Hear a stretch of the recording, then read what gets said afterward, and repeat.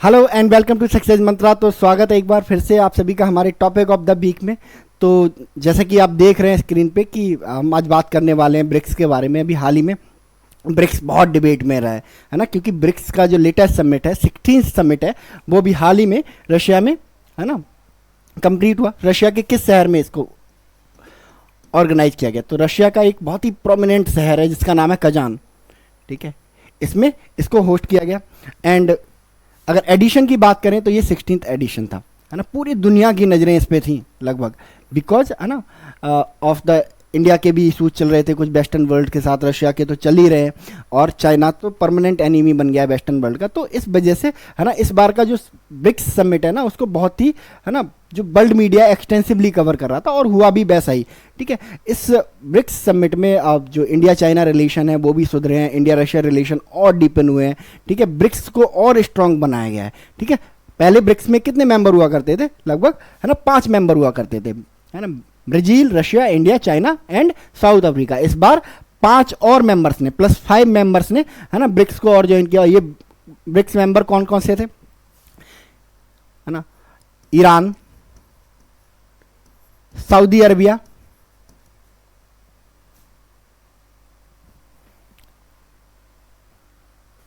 Saudi Arabia,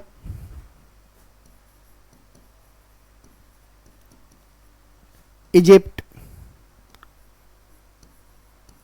Ethiopia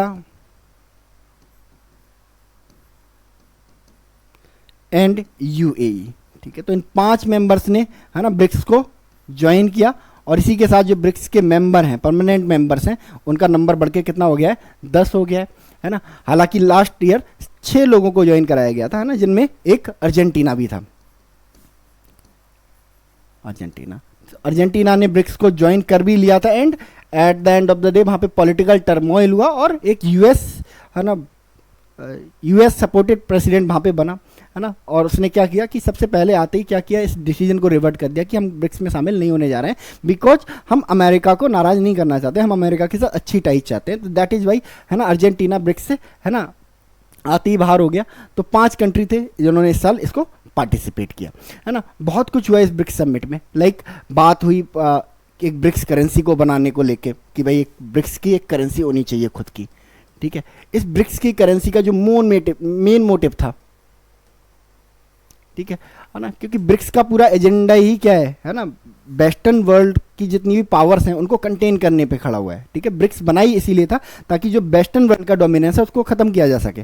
ठीक है, और वेस्टर्न वर्ल्ड का डोमिनेंस किसकी वजह से है? क्योंकि यूएस का डोमिनेंस है पूरी दुनिया पे। यूएस का डोमिनेंस पूरी दुनिया में किस लिए? बिकॉज है ना डॉलर का डोमिनेंस है पूरी दुनिया में।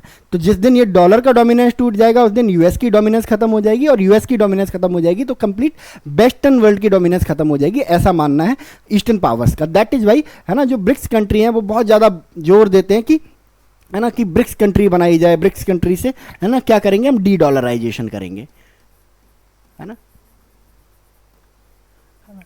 आजकल ये टर्म बहुत ज़्यादा है ना डिबेट में है, डी डॉलराइजेशन। है डी डॉलराइजेशन क्या है कि है ना कि इंटरनेशनल ट्रेड में है ना डॉलर के है ना प्लेस पे किसी और करेंसी का इस्तेमाल करना, दैट इज कॉल्ड है ना डी डॉलराइजेशन। चाहे करेंसी स्वैप कर लो है ना, या कोई कॉमन करेंसी बना लो, इसी को डी डॉलराइजेशन बोला जाता है। तो डी डॉलराइजेशन इस बार बहुत ज़्यादा फोकस में था, है ना। व्लादिमीर पुतिन जब ब्रिक्स के समिट में आए तो एक नोट लेके आए थे, उनके पास एक करेंसी थी, है ना, तो जिस पे लिखा हुआ था ब्रिक्स, और एक तरफ ताजमहल बना हुआ था, और चाइना का मॉन्यूमेंट, चाइना का ड्रैगन, और रशिया का क्रेमलिन बना हुआ था, एंड साउथ अफ्रीका की भी एक फ़ोटो थी जिसमें है ना एक उनके फ्रीडम स्ट्रगल को दिखाया गया था, है ना, अगेंस्ट ब्रिटिशर्स। तो मतलब इस तरह का एक करेंसी नोट्स लेके व्लादिमीर पुतिन आए। हालांकि उन्होंने कंफर्म किया कि भाई ये ऑफिशियल नहीं है ना, बट है ना उन्हें एक ब्रिक्स लवर ने ये दिया है, और उन्हें ये कॉन्सेप्ट बहुत पसंद आया है, और चाहते हैं इन फ्यूचर ऐसी ही कुछ करेंसी निकल के आए। तो ब्रिक्स करेंसी पे इस बार के समिट में बात हुई। एंड इसके अलावा है ना जो ईस्टर्न पावर है उन्होंने म्यूचुअल पीस की बात करी कि नहीं है, बहुत आपस में लड़ना बहुत हो गया, ठीक है, अब आपस में पीस करके रखते हैं, अदरवाइज वेस्टर्न वर्ल्ड इसका फ़ायदा उठाएगा, है ना। दैट इज़ वाई इंडिया और चाइना के रिलेशन भी इस समिट में बहुत ज़्यादा सुधरे हैं, है ना। आप देख सकते हो यहाँ पे, है ना, मीटिंग हुई है एक, है ना, बहुत सालों बाद, लगभग 5-6 सालों बाद एक मीटिंग हुई है, किसके बीच में? प्राइम मिनिस्टर मोदी और चाइना के जो प्रीमियर हैं, प्रेसिडेंट हैं, है ना, सी जिनपिंग, इनके बीच में, और दोनों ने जो बॉर्डर पर डिसएंगेजमेंट को लेके हामी भरी है कि जल्दी ही हम एक डिसएंगेजमेंट फार्मूला लेके आएंगे और इंडिया चाइना बॉर्डर पे, है ना, कंप्लीट पीस एस्टेब्लिश करेंगे एंड दोनों ही कंट्री पहले की तरह ट्रेड की, है ना, दिशा में, डायरेक्शन में आगे बढ़ने की कोशिश करेंगे। इसके अलावा इंडिया रशिया की भी जो टाइज हैं वो और, है ना, डीप हुए, है ना। आप देख सकते हो यहाँ पे, है ना, कि एक जब मीटिंग चल रही थी, एक बायलैटरल मीटिंग चल रही थी between Indian prime minister Narendra Modi and Russian president Vladimir Putin, है ना। तो जो व्लादिमीर पुतिन है वो रशियन में बोलते हैं और प्राइम मिनिस्टर मोदी को रशियन आती नहीं है ना, तो एक ट्रांसलेटर रखा जाता है। तो जब ट्रांसलेटर को आने में थोड़ा टाइम हो गया, थोड़ा मीटिंग में थोड़ा डिले हो गया उसको, एंड तो व्लादिमीर पुतिन ने कहा कि हमारे टाई जितने गहरे हैं कि प्राइम मिनिस्टर मोदी को ट्रांसलेशन की कोई ज़रूरत नहीं है, हम मन से बात करते हैं, हम दिल से बात करते हैं, तो हमारे टाई जितने गहरे हैं, उन्होंने बोला हुआ है, our tie so close you would not need to translation, Putin quip make PM laugh. तो पीएम मोदी ने इसका, है ना, हंसकर भी जवाब दिया, है ना। इसके अलावा पीएम मोदी का बहुत ग्रैंड वेलकम हुआ। अगर इस ब्रिक्स समिट में, है ना, 10 देशों के जो हेड ऑफ स्टेट थे वो आए हुए थे, लेकिन सबसे ग्रैंड वेलकम किसको दिया गया?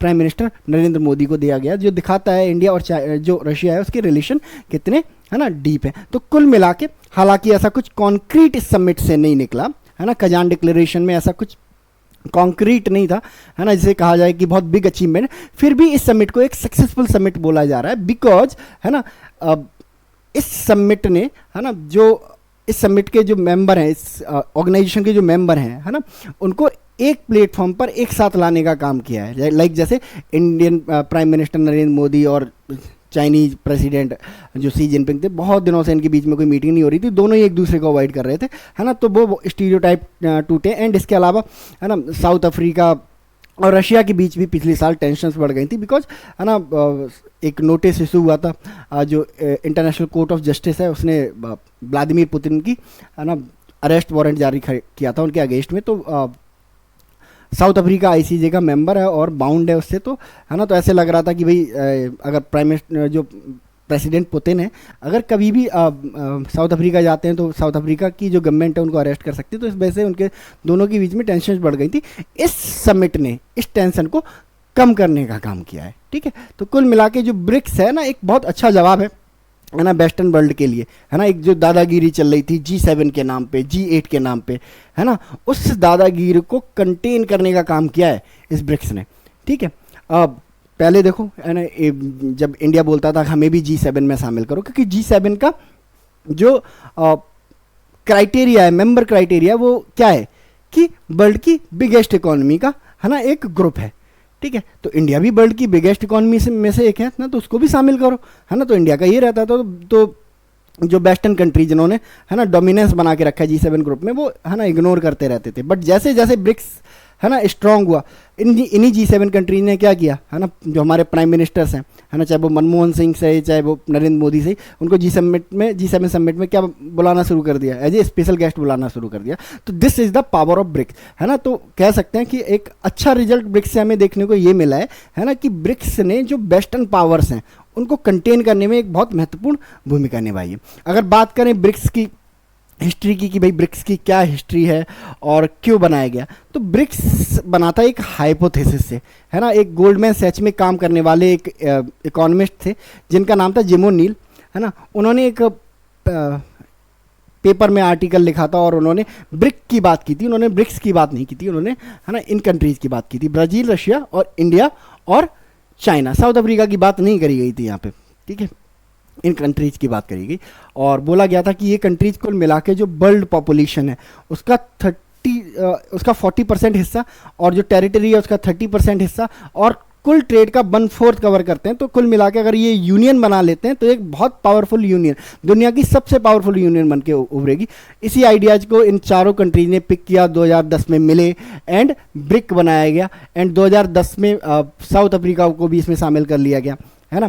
जैसे आप देख सकते हो यहाँ पे कि जो ब्रिक है ना, वो क्या कवर करता है, 42% of world population, 30% of world territory, 23% of global GDP and around 18% of world trade, यानी कि इतना इंपॉर्टेंट है, इतना डोमिनेंस पूरी दुनिया पे रखता है। अगर मैं ऑन एंड एवरेज निकाल दूं, है ना, तो कुल मिला के 1/4 वर्ल्ड है, 1/4 ऑफ अर्थ है ये, चाहे ट्रेड के मामले में ले लो, चाहे इकोनॉमी के मामले में ले लो, तो कुल मिला के स्ट्रॉन्ग ग्रुप है ना, इसमें कोई दो राय नहीं है ना, बट है ना उतना इम्पैक्टफुल नहीं दिखता ब्रिक्स, है ना। इसकी कुछ रीजंस हैं, लाइक हम कह सकते हैं कि जो जियो पॉलिटिकल राइवलरी है, लाइक सबसे इंपॉर्टेंट इंडिया चाइना की राइवलरी। इंडिया चाइना दो इंपॉर्टेंट कंट्री हैं इस ग्रुप के, दो सबसे ताकतवर कंट्री, है ना, और सबसे ज़्यादा पॉपुलेशन में, चाहे जीडीपी में, चाहे ट्रेड में, यही दोनों कंट्री ब्रिक्स में योगदान करते हैं। और इन दोनों के बीच में क्या होती है, एक राइवलरी चलती है, एक दुश्मनी चलती है, एनिमिटी चलती है, बॉर्डर डिस्प्यूट है। दैट इज वाई ब्रिक्स को वो सक्सेस नहीं मिल पाती जो अदर ग्रुप्स को मिली हुई है, ठीक है। तो अगर ब्रिक्स को सक्सेसफुल बनाना है ना, तो इन दोनों कंट्रीज को अपनी राइवलरी को छोड़ना पड़ेगा, है ना। इसके अलावा ऐसा नहीं है कि ब्रिक्स ने कुछ भी नहीं किया है। ब्रिक्स ने बहुत इंपॉर्टेंट इनिशिएटिव भी लिए हैं, जिनमें से BRICS bank, new development bank हम जानते हैं बनाया हुआ है इन्होंने। इकोनॉमिक कॉपरेशन और ट्रेड के फील्ड में भी काफ़ी काम कर रहे हैं ये लोग। और इन्होंने कंटिजेंट रिजर्व अरेंजमेंट भी किया हुआ है, मतलब $100 बिलियन का एक कंटिजेंट फंड बनाया हुआ है कि भाई अगर हमारे किसी मेंबर कंट्री पे कोई मुसीबत आती है, देन हम क्या करेंगे, है ना, एक दूसरे की हेल्प करेंगे। तो मतलब काफ़ी कुछ करने की कोशिश है, but main problem is the, है ना, political rivalry between India and China, border dispute between India and China, ठीक है। तो ये राइवलरी की वजह से ब्रिक्स कहीं ना कहीं वीक दिखाई देता है, और वेस्टर्न वर्ल्ड इसी चीज़ का क्या कर देते हैं, फ़ायदा उठा देते हैं, ठीक है। तो ये रहा ब्रिक्स के बारे में इन एंड आउट डिस्कशन, ठीक है। मिलते हैं हम लोग नेक्स्ट सेशन में एक नए टॉपिक के साथ। तब तक के लिए आप लोग अपना बहुत बहुत ध्यान रखिए। So thank you so much and God bless you.